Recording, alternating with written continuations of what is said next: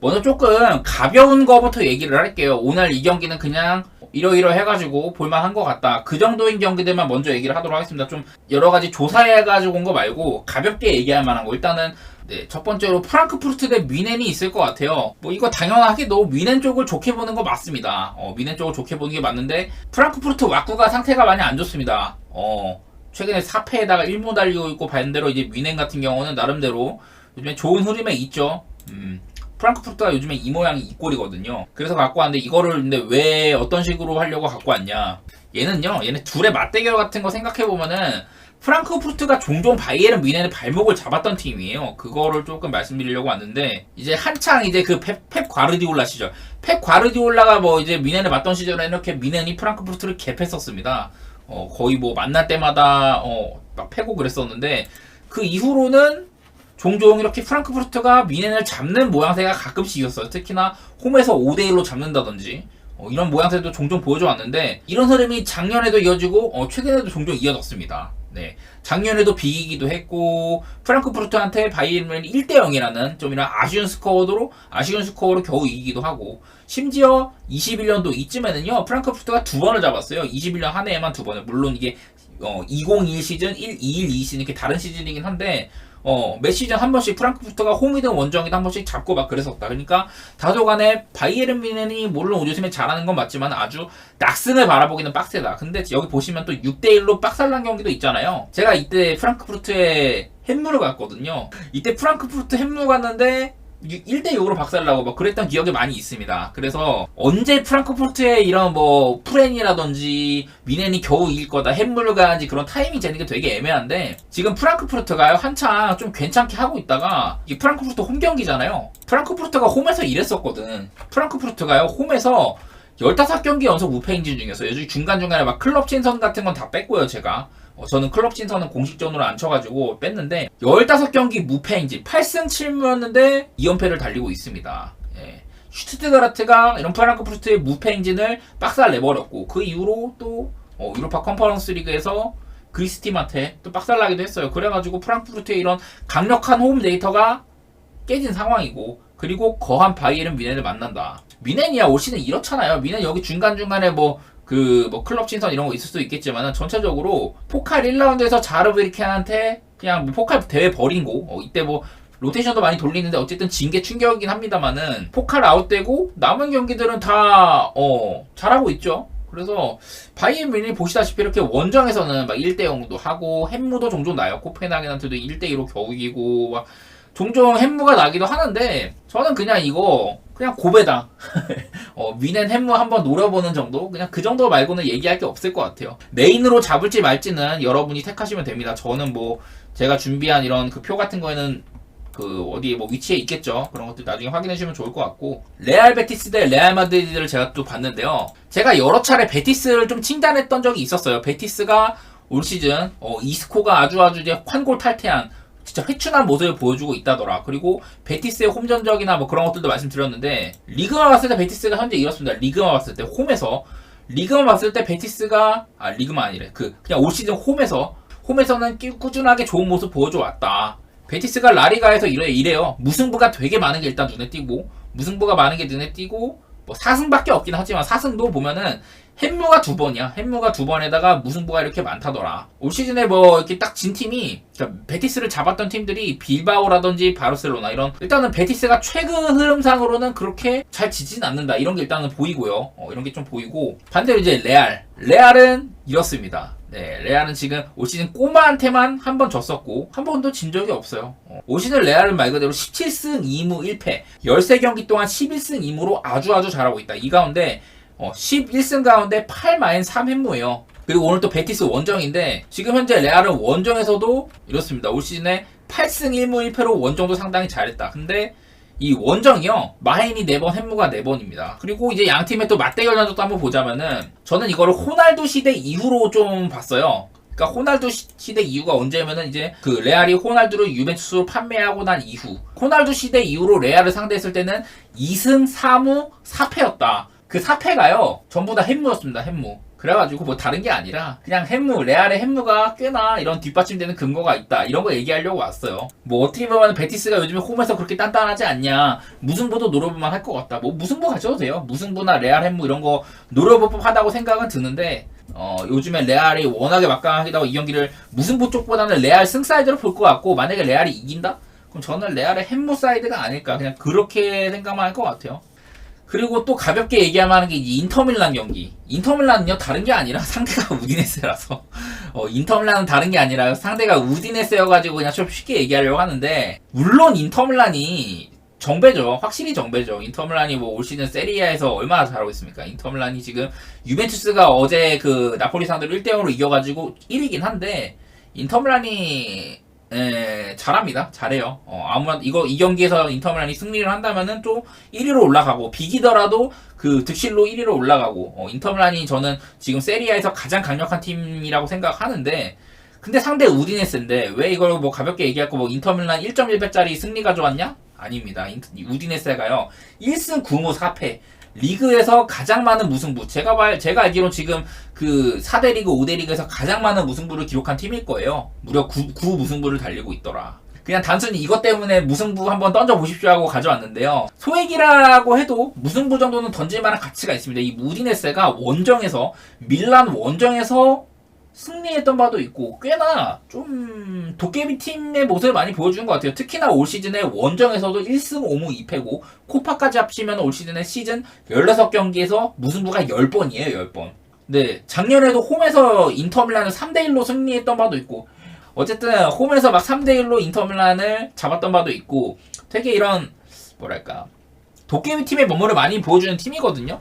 저는 우디네스에는 그 슬로베니아 듀오, 센터백의 비올, 중원의 로브리치, 그리고 작년에 그 사마르지치가요, 이 친구가 왼발 테크니션인데 인터밀란이 얘를 살려고 했거든요. 근데 여러가지로 에이전트 문제라든지 여러가지로 꼬여가지고 못 갔는데, 여전히 우디네스가 그래도 좀 자랑할 만한 자산은 있다.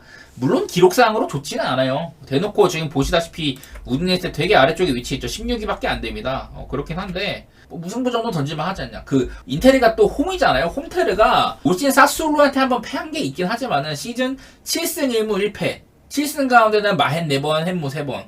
그냥 이런 여러 가지 경기력은요, 경기력으로는 인터밀란 우디네스랑 비교가 안 됩니다. 다만 그냥 이거는 우디네스의 무승부 기록 그런 거 믿고, 그냥 고배당 무승부 소액 던질 만한 거 말고는 그 이상 그 이하도 아닌 것 같아요. 네, 베로나 대 라치오 경기는 뭐 이제 라치오가 자카니, 그리고 루이스 알베르토, 카살레가 이제 부상에서 복귀를 합니다. 라치오가 그동안 막 이삭센이나 뭐 전방에도 카스테야노스 쓰고 막 그랬었는데, 그래도 그 기간 동안 나름대로 쏠쏠하게 승리를 많이 챙겼습니다. 챔스도 있고 코파도 아마 있었던 것 같은데, 코파 세리아 챔스에서 2대0, 1대0, 1대0 아주 이런 뭐랄까 좀 가성비 나온 승리를 거뒀죠, 라치오가요. 좀 그전에는 좀 부상도 많고, 특히나 이제 핵심 자원인 루알이 빠지면서 약간 어려움을 겪을 뻔했는데, 뭐 베로나 얘기는 많이는 안 할게요. 베로나는 지금 뭐 선수단이 욘드레이 두다 말고는 저도 잘 모르겠어요, 사실.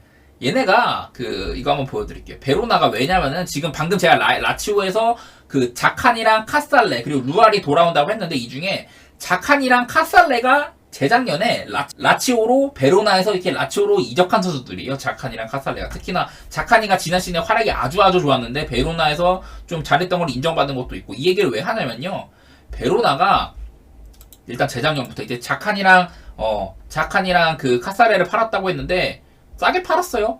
자칸이 7.1, 그러니까 710만 유로, 카살레도 700만 유로 이렇게 헐값에 팔았고, 그리고 센터백 쿰블라도 로마에 이렇게 비싸게 팔았었습니다. 그러니까 말하고자 하는 건 뭐냐면은, 베로나가 재작년에 이적으로 4,780만 유로를 벌어들였거든요. 근데 투자에는 꽤 많이 썼어. 3,390만 유로 꽤 많이 썼어. 근데 결과적으로 성적이 많이 안 나왔었죠. 근데 작년 보면은 작년에도 5,750만 유로치를 판매를 했습니다. 토리노에 일리치 팔고, 또 지아누카 카프라리 팔고, 시메온에 또 팔고 막 이러면서 여러 가지로 핵심 자원들 많이 팔았어요. 핵심 자원들 많이 팔아가지고 이적료 수입을 이 정도 올렸는데 투자를 이거밖에 안 했다. 800만 유로밖에. 자연스럽게도 베로나가 지금 이렇게 시즌에서 하위권에 처박혀 있는 이유가 있다. 전형적인 하위권 팀들이 기둥 팔아가지고 좀 싼 마이로 데려와가지고 잘 키워봐야지 이러다가 실패한 케이스다. 맞대결로 옛날에는 라치오가 이렇게 베로나를 개패했었습니다. 보시다시피 베로나 무승승승승승 무승 막 이렇게 라치오가 베로나를 개패했었거든요. 근데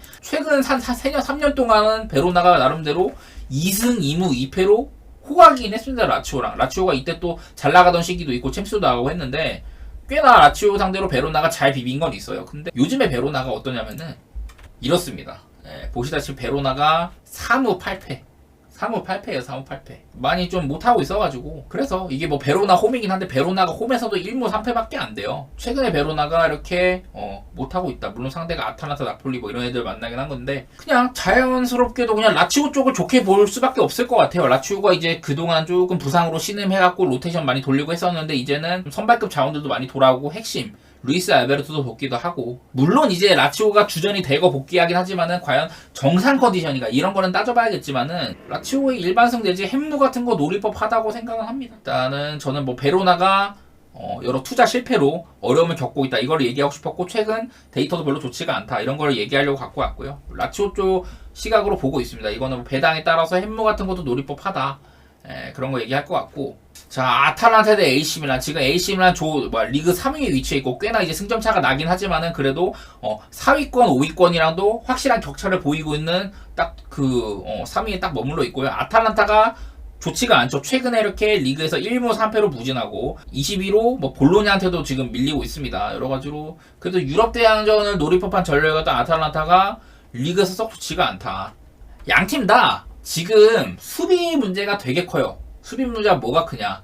아탈란타 같은 경우는 이제 영광의 시절, 아탈란타 영광의 시절에 3백 하면요 왼쪽부터 짐시티, 팔로미노, 톨로이 아니면 짐시티, 톨로이, 팔로미노 이렇게 세웠었는데 그 3백이 지금 전부 다 나가리가 돼 있다. 대신에 막 스칼빈이라든지 콜라시나치 땡겨 쓰고 막 그런 식으로 때우고 있거든요. 그럼에도 불구하고 뭐 나름대로 아주 못하진 않는데 일단은 주전급들 센터백들이 다 나가리가 되어 있다. 그리고 AC 밀란은요 말릭 차우, 칼룰루, 키에르, 펠레그리노 AC 밀란이 그 비아레알에 가비아를 임대를 보냈는데 임대 조기 복귀까지 시키겠다 뭐 이런 얘기도 나오고 있어요. 그야말로 센터백이 아주 부러졌고 직전 경기 때는 테오 에르난데스를 센터백으로 써가지고 나름대로 프로시노네 상대로 좋은 경기를 펼치긴 했습니다. 그리고 뭐 그 경기에서는 레앙의 빈자리를 퓰리시치나 추쿠에제가 잘 메꿔주고 요비치가 이제 밀란 소속으로 첫 골도 넣기도 하고 그랬었는데 나름대로 땜빵을 잘했다 이거야. 근데 지루도 돌아오죠 AC 밀란 같은 경우는. 그리고 아탈란타는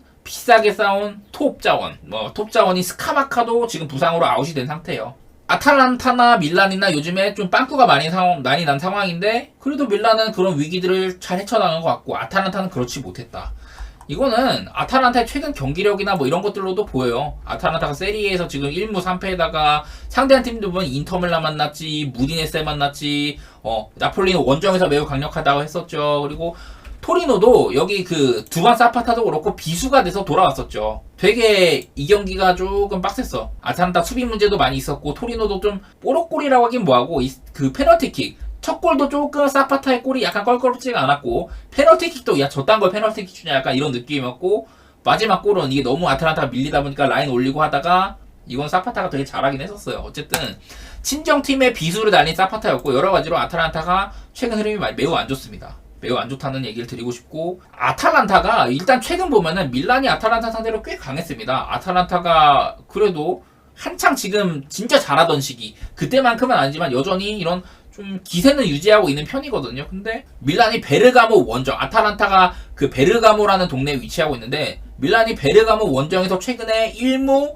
2승 1무로 나름대로 잘하고 있고요. 아탈란타의 5대0으로 대패했던 시절에는 아탈란타가 최고점이기도 했었어요. 이때 최고점이었고 질라탄이 오기 전이다. 질라탄이 이제 밀란에 오면서 2021 시즌, 212 시즌 막 밀란이 되게 잘했었죠. 뭐 작년까지도 있긴 했지만은 밀란의 질라탄이 장도하기 이전 그때 이렇게 막 개처발리기도 했었는데 베르가모 원정에서는 요새는 꽤나 잘하고 있는 밀란이었다. 지금 올 시즌에 밀란이 원정 경기에서 4승 2무 1패거든요. 근데 그 1패가 이제 밀란 더비야. 사실상 밀란 더비는 뭐 원정 경기라고 보긴 좀 뭐하니까. 밀란 더비에서 패한 거 말고는 원정에서 진 적이 없었다. 저는 이거 아탈란타가 그리고 뭐 여러 가지로 이제 옛날 같은 그런 모습이 아니긴 해요. 저는 이제 아탈란타에서 파프 고메즈가 떠났을 때부터 이제 아탈란타는 아탈란타가 아니겠구나. 그 뒤로 뭐 프렐러 나가고 뭐 고젠스 나가고 막 되게 이탈이 많았었죠. 사파타도 이제 없고 한창 좋았던 아탈란타는 이제 없다고 봐야 되고, 그래도 피올리 감독이 욕은 많이 먹지만은 리그 운영은 승점 이렇게 챙기는 데는 나름대로 잘해요. 이 경기는 밀란이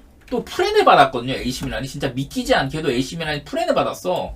AC 밀란이 프렌 받았으면 저는 이거는 밀란 프렌 보는 게 일단은 맞다 생각을 했었고, 그래갖고 일단은 저는 밀란 프렌 쪽을 생각을 했고, 더 나아가서 일반승 내지 뭐 햄무 같은 것도 가능하겠다. 단순하게 그냥 아탈란타의 승을 배제를 할 것 같아요. 밀란의 프렌 내지 밀란의 승까지 보는, 뭐 무승부도 뜰 수 있지만 그냥 이 경기는 아탈란타의 승을 배제하는 선택을 할 것 같다. 나는 안정적인 거 원한다. 무나 밀란 승 둘 다 애매하면 그냥 밀란 프렌 가시면 되고요. 저는 무도 노릴법하고 밀란의 일반승도 노릴법하다. 그냥 끼워 넣기 정도로 밀란 프렌이랑 고배당 다른 거 이렇게 엮는 정도로 할 것 같네요. 비아레알 대 소시지. 비아레알 대 소시지 한번 해보겠습니다. 다들 아시겠지만은 소시지는 제가 경기를 많이 봤다고 하면서 소시지 되게 잘합니다. 여러 번 막 칭찬을 많이 했던 것 같아요.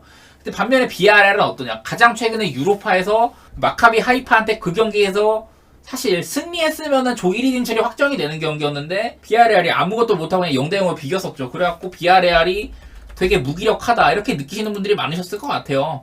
저도 뭐 그렇게 많이 생각을 했었고, 그리고 이제 리그에서 소시지, 홈이긴 하지만 소시지를 맞이를 하는데 여러모로 소시지가 지금 되게 강력해요. 일단 소시지는 보면 이렇습니다. 먼저 소시지가 올 시즌에 바르셀로나한테, 꼬마한테, 레알한테 이렇게 리그 내 수위권 강팀들한테 패한 거 말고는 패배가 아예 없어요. 뭐 이거 말고도 소시지는 뭐 홈에서도 되게 강했다 뭐 여러 가지 기록들 많이 있는데, 일단 내일은 원정이기도 하고 소시지가 잘 나가는 이유가 있습니다. 일단 잘하거든, 축구를. 제가 뭐 소시지의 친구들 막 일일이 다 얘기하면서 요즘 나 잘합니다 이런 얘기를 많이 했기 때문에 생략을 하고, 소시지가 일단 잘해요. 근데 이제 반대로 비아레알은 올 시즌에 성적이 일단 12위에 머무르고 있고, 성적이 이렇거든요. 여기부터 쭉 보면은 이렇습니다. 그냥 쭉 보면은 이래요. 최근에 갑자기 이렇게 살아났다고는 하지만은 어쨌든 성적이 되게 안 좋아요. 그리고 홈만 한 편 살펴봐도 막당히 뛰어나지는 않습니다. 최근에야 뭐 이렇게 조금 나아졌다고 하는데, 비아레알 일단은 못하고 있는데 이게 또 이유가 있어요. 비아레알 왜 그러냐면은 일단 작년에 또 기둥뿌리를 팔았었죠.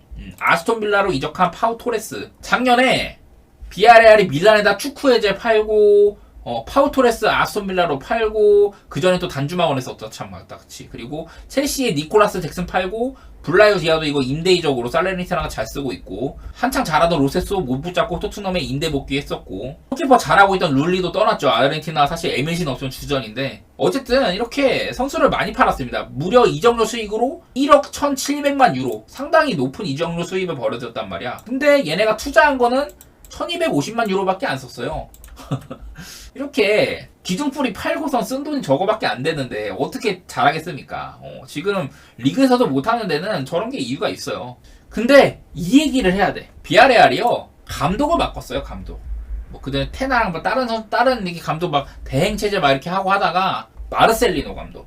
이 축구 오래 보신 분들은 마르셀리노 감독 아실 거예요. 뭐 이강인, 그 발렌시아에서 이강인 쓰려다가 잘린 감독 아니냐, 뭐 이런 분들도 계실 텐데, 이 마르셀리노가요, 과거 비아레알을 맡았던 감독이고요. 그때 당시 비아레알의 솔다도, 바캄부, 그리고 이제 막 마리오 가스파르, 브루노 소리아노 등등, 옛날에 막 리켈메가 막 입고 갈 때도 비아레알 잘 나갔는데, 그 이후 비아레알의 2차적인 전성기를 이끌던 게 바로 마르셀리노 감독이거든요. 이 마르셀리노 감독이 바로 레알 바르샤 꼬마, 그때 시메오네 감독이 막 꼬마 맡아가지고 라리가 3강 체제를 이루고 했잖아요. 그 바로 밑에가 바로 비아레알입니다. 그럼 비아레알을 이끌던 마르셀리노 감독이 복귀를 했고, 들어오자마자 즉각적으로 3승 2무 좋은 성적을 내고 있단 말이죠. 물론 뭐 상대들도 조금 핫바리 되다가 유로파도 섞여 있고 뭐 코파도 있지 않냐, 무승부 주기에는 뭐냐 이럴 수도 있는데, 어쨌든 상당히 못하고 있던 이 비아레알을 끌어냈단 말이야. 잘하고 있단 말이야, 나름대로. 비아레알 마르셀리노 감독 스타일은, 전술 스타일은 좀 꼬마처럼 4-4-2 같은 걸 베이스로 쓰면서 되게 타이트하게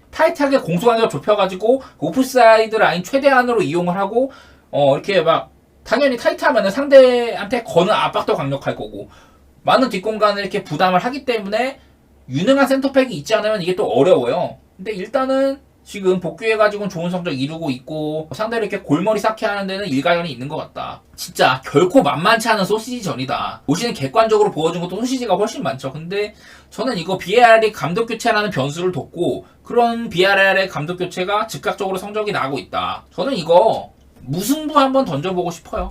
여러 가지 막 얘기는 했는데 어쨌든 이 경기 야 소시지가 그렇게 잘해? 그럼 VAR 요즘 못하는데 이기겠지. 이런 시각을요. 감독 교체를 했다는 거를 모실 수도 있으니까 한번 얘기를 해보고 싶었고 저는 마르세리노 감독 좀 좋아하거든요. 그래서 VAR의 무승부 정도 한번 보도록 하겠습니다. 자 일단 먼저 크펠 대 리버풀. 크펠 대 리버풀은요.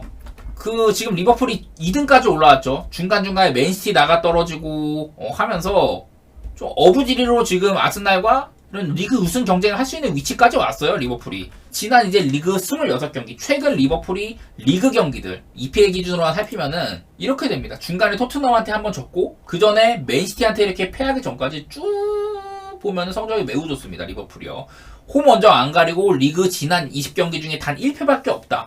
17승 8무고 그 17승은요 10마헨 7햄무였다. 리버풀이 굉장히 잘하고 있죠. 근데 이제 원정만 볼게요. 원정만. 그때 맨시티한테 중간에 이거 패배 한 번 있고 이 구간 이렇게 보면 될 것 같은데 이 기간 동안 원정에서는 6승 7무 1패 6승 가운데는 4마헨 2햄무였다. 원정은 썩 좋지 않다는 소리긴 해요. 근데 방금 보여드렸던 여기서 맨시티한테 지고 나서 맨시티한테 지고 난 이후로 이거 쭉 이 구간 있죠. 이 구간 동안 26경기를 했다고 했는데 이 기간 동안 승점으로 59점을 쌓았거든요. 근데 이거는요 EPL 20개 팀 가운데 가장 많은 승점이라고 합니다. 최근 26경기 구간에서는 맨시티보다도 낫대요. 어쨌든 EPL에서 리버풀이 최근에 이런 구간 동안 26경기 구간 동안 가장 높은 승점을 쌓은 리버풀이다. 리버풀의 승리 가능성이나 이런 게 높다는 소리겠죠.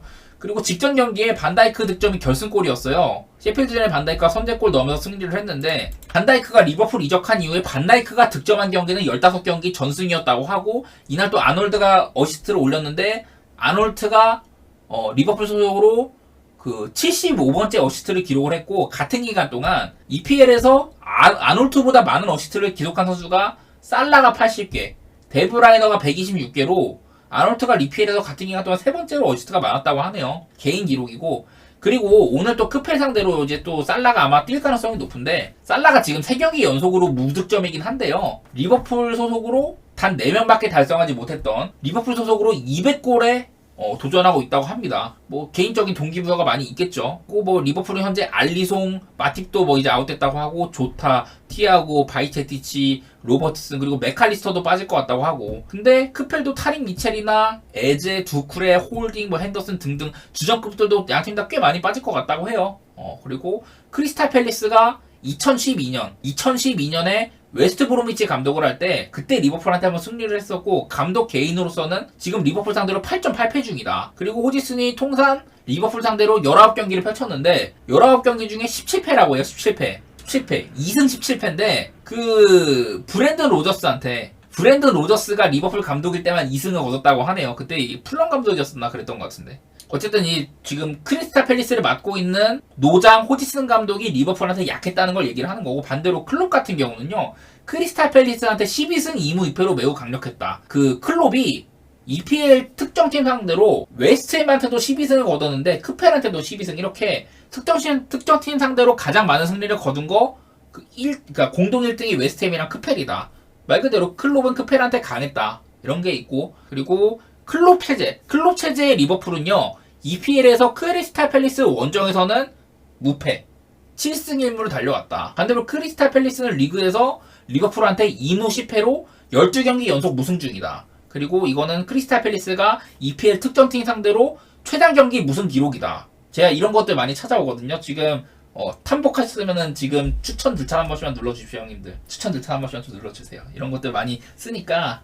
그리고 이제 어쨌든 여태까지 리버풀의 좋은 기록들을 많이 얘기를 했는데 이런 것도 있다고 해요. 이런 건 참고만 하시고 이 경기가 22시 30분 경기잖아요. 근데 현지 시간으로는 토요일 낮 12시 반 경기래요. 토요일 낮 12시. 그러니까 말 그대로 진짜 대낮 경기인데 근데 리버풀이 지난 시즌부터 토요일 낮 12시 30분 게임에 7경기에서 1승 3무 3패였다. 좋지가 않은 기록이죠. 클럽 체대에서 리버풀이 이런 경기 시간대가 여러 개 있을 거야.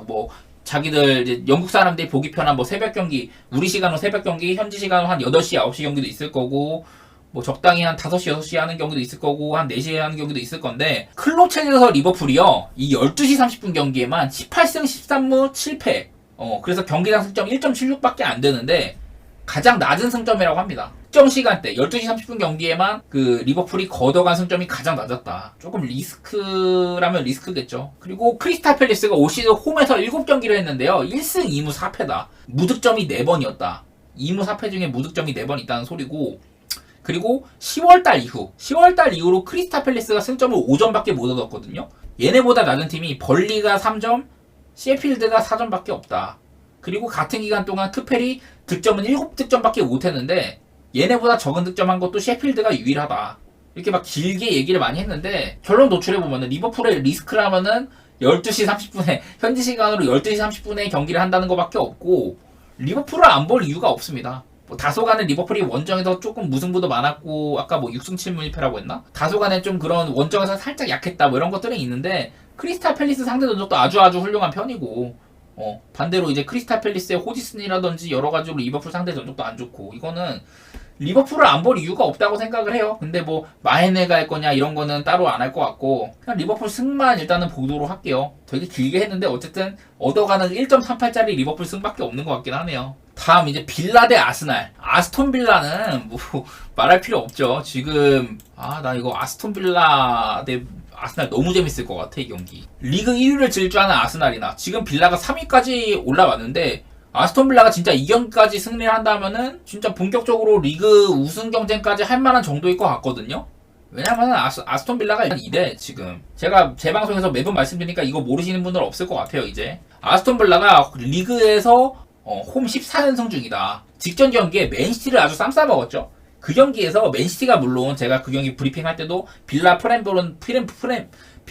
본다고 하면서 맨시티가 로드리가 없었을 때 16전 6패 올 시즌에만 한 4번 졌다 뭐 이렇게 말씀드렸었는데 여러모로 펩한테는 개인적으로도 레전드 경기였어요. 이게 왜 그러냐면은 그날 펩시티가 유효슛이 2개밖에 없었고 이거는 펩이 유럽 5대 리그 여태까지 뭐 바르셀로나, 뮌헨 뭐 여러 가지 팀들 강팀들 많이 맡았는데 펩이 유럽 5대 리그 지휘한 모든 경기 중에 유효슛 2번 이거는 가장 적은 수치였다. 그 아스톤 빌라가 파이널 서드에서 펩시티를 상대로 13번이나 볼 탈취에 성공을 했는데 펩시티는 이거를 한 번도 이런 적이 없다고요. 그러니까 그 파이널 서드라고 하면 펩시티의 그 수비형 mid필더 그 자리겠죠. 수비 바로 앞선 그쪽에서 볼 탈취를 많이 당했으니까 아스톤 빌라의 전방 압박이 상당히 좀 성공을 했다는 거고 펩시티는 한 번도 이런 거를 허용한 적이 없었다고 합니다. 물론 이거는 뭐 로드리의 부재라든지 스톤스의 부재라든지 이런 게 많이 작용했을 것 같습니다. 어쨌든 빌라의 직전 경기가 너무나도 훌륭했다는 소리고 빌라가 아까 홈 14연승 중이라고 했잖아요. 근데 이게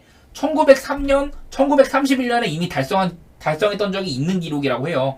120년 전에 그리고 92년 전에 달성했던 기록인데 만약에 오늘 빌라가 아스날 상대로 승리를 한다. 빌라 역사상 가장 긴 홈 연승 기록이 된다고 합니다. 리그에서. 근데 재밌는 게요. 올라가 보면은 빌라한테 마지막으로 패배를 안겼다. 빌라 원정 가가지고 마지막으로 승리했던 팀이 어디냐?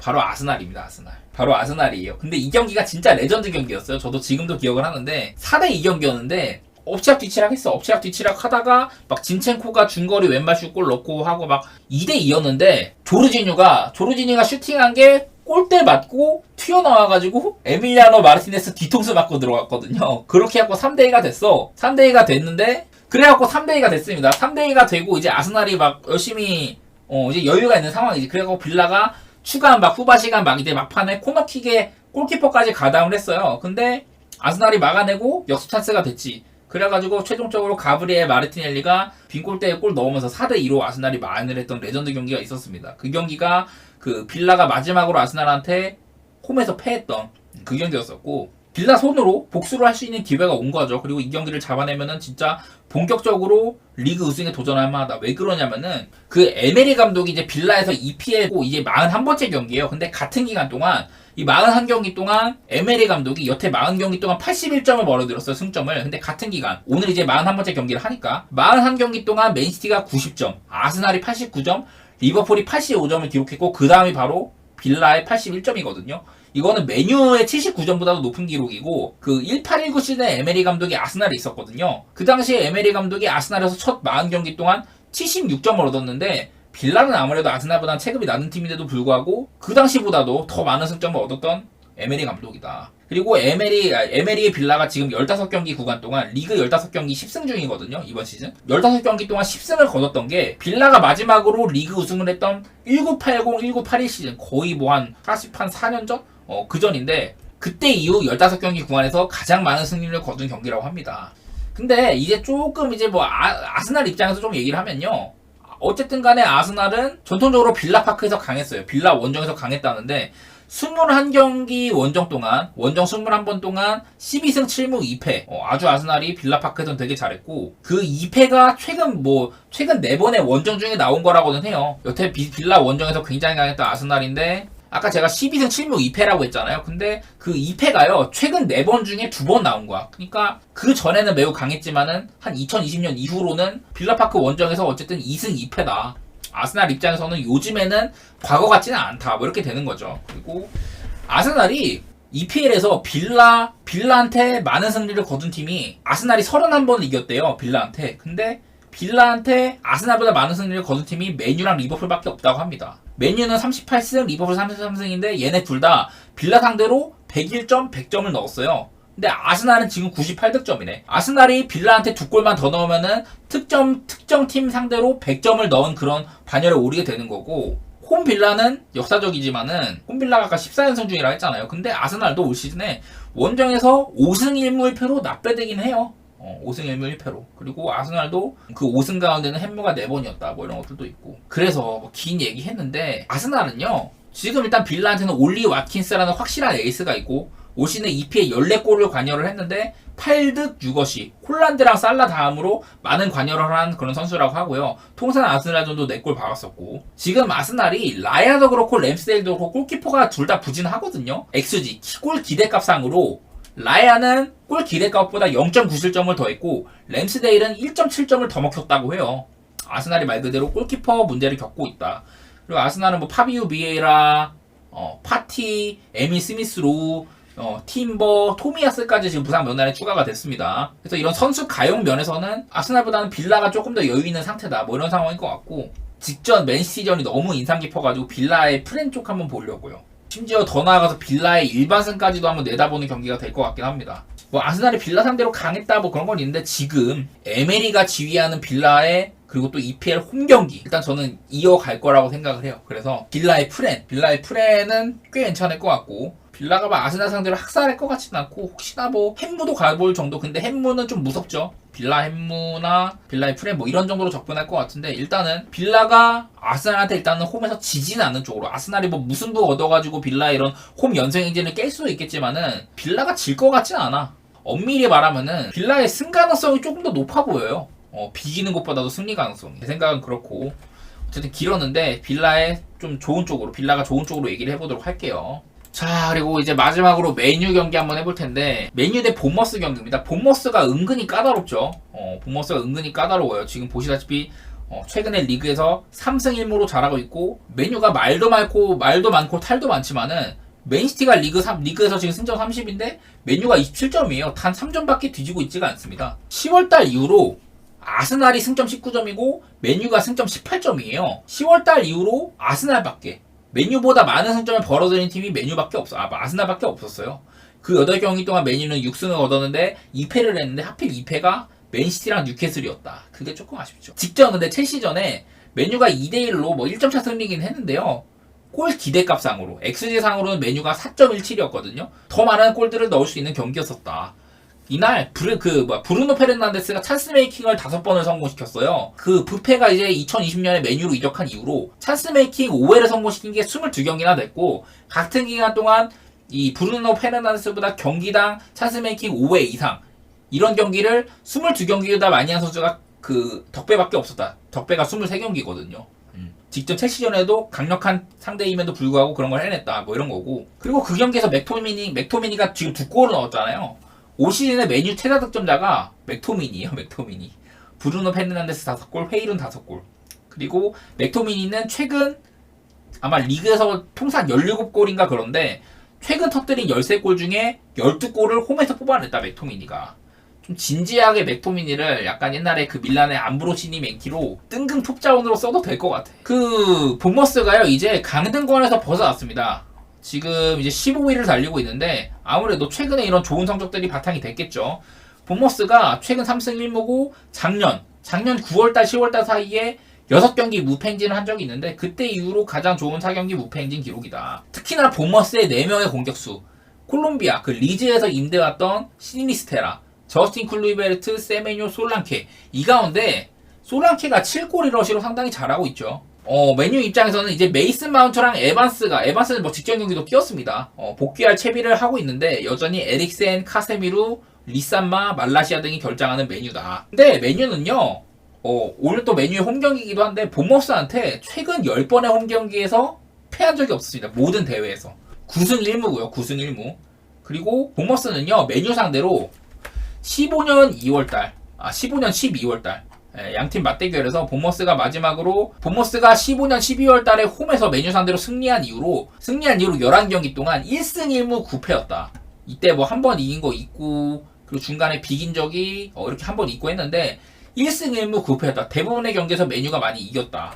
뭐 중간에 한 번 이것도 홈경기죠. 그래서 올드 트래포드에서 본머스가 최근 10경기 동안 1무 9패라고 했었고 여러 가지로 맞대결도 그렇고 메뉴의 요즘 폼이 그렇게 나쁘진 않다. 뭐 리스크가 아주 없지는 않지만은 메뉴 대 본머스 그냥 일반적으로 담백하게 메뉴의 승 정도는 볼만하지 않겠냐. 그냥 그 정도는 될 것 같아요. 더 나아가서 햄무 같은 거 가셔도 되고 메뉴가 그래도 본머스 상대로 이렇게 햄무로 이겼던 게 적지는 않기 때문에 이렇게 보시다시피 전적이 그렇죠. 햄무로 이겼던 것도 적지는 않기 때문에 전 말리지는 않겠습니다만은 그냥 이건 담백하게 메뉴 승만 가려고 생각 중이에요 저는요. 레이커스 대 인디애나가 인시즌 토너먼트 결승전이잖아요. 이 경기는 그 정규 시즌 82경기에 포함이 안 되는 경기입니다. 그래가지고 그냥 좀 약간 단독적인 경기라고 할 수가 있고 근데 뭐 그런 거를 생각을 해보면서 야 그러면은 얘네가 득점이나 이런 게 언더오버라든지 뭐 이런 게 어떻게 될까 여러 번 생각을 해봤는데 별 영향이 없을 것 같아. 그냥 정규 시즌 한 경기라고 똑같이 생각하고 접근하는 게 맞다는 생각이 들었어요. 왜냐면은 이게 여러 번 말했지만은 레이커스나 인디애나나 특히 뭐 레이커스, 르브론이나 AD 이런 애들은 어마어마한 돈을 받는 친구들인데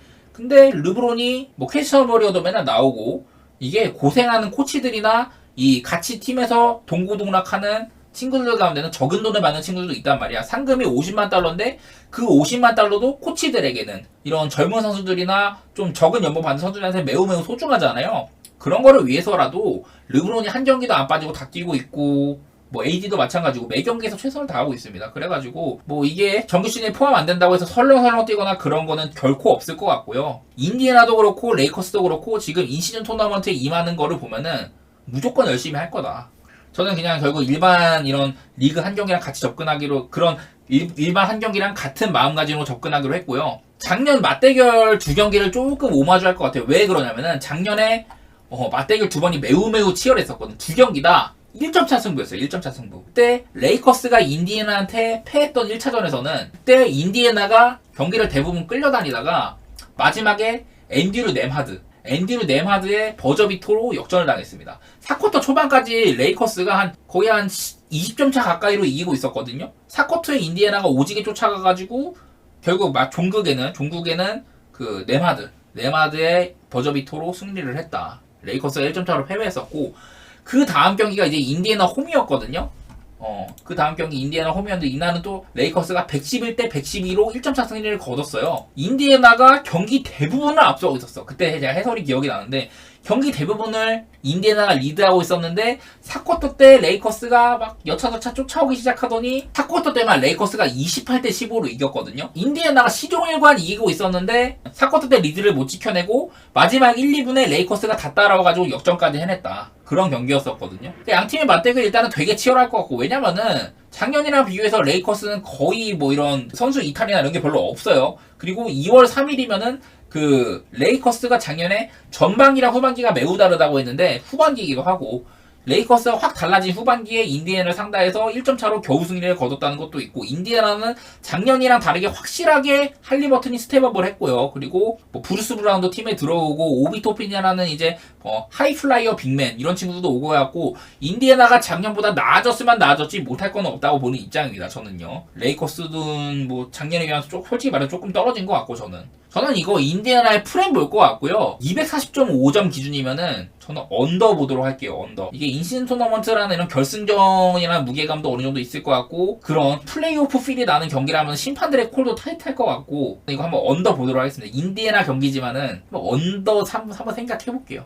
저는 인디애나가 그리고 4.5 프레임 봤는데, 개인적으로 인디애나가 일반승까지도 할 것 같거든? 인디애나, 이게 240.5 언더 기준점이 240점이면은 되게 높기는 해요. 근데 레이커스가 올 시즌에 일단은 레이커스의 페이스 자체가 되게 느린 편이고, 공격 기회도 좀 적은 편이고, 상대의 공격 기회도 억제하는 그런 플레이 스타일을 가지고 있는 레이커스인데, 레이커스가 올 시즌에 막 상대를 엄청 압도하는 경기, 직전 이제 뉴올을 133대 89로 패고 그럴 때 아니면은 레이커스가 경기에 한 130점 이상을 거두는 경기가 거의 막 많지는 않아요. 기본적으로 레이커스의 이런 상대를 진짜 엄청 개패가지고 가비지까지 가가지고 130점 거두는 경기, 그런 거 아니면은 거의 막 타이트하게 고득점하는 경기는 많지 않았고, 대부분 비등비등하게 가는 경기는 240점은 많이 안 났다. 일단 레이커스의 색깔을 조금 생각을 해볼 것 같고, 인디애나 뭐 닥치고 오바팀인 건 맞는데, 일단 레이커스의 템포가 좀 느린 편이고, AD라는 강력한 인사이드 수비수도 있고, 또 레이커스가 이제 반도도 돌아오고 하치무라도 오고 하면서 나름대로 그 전에 비하면 수비가 좀 나아지긴 했거든요. 안 좋아지진 않았어. 그래서 저는 이거 인디 프렌의 언더 이렇게 한번 보도록 하겠습니다.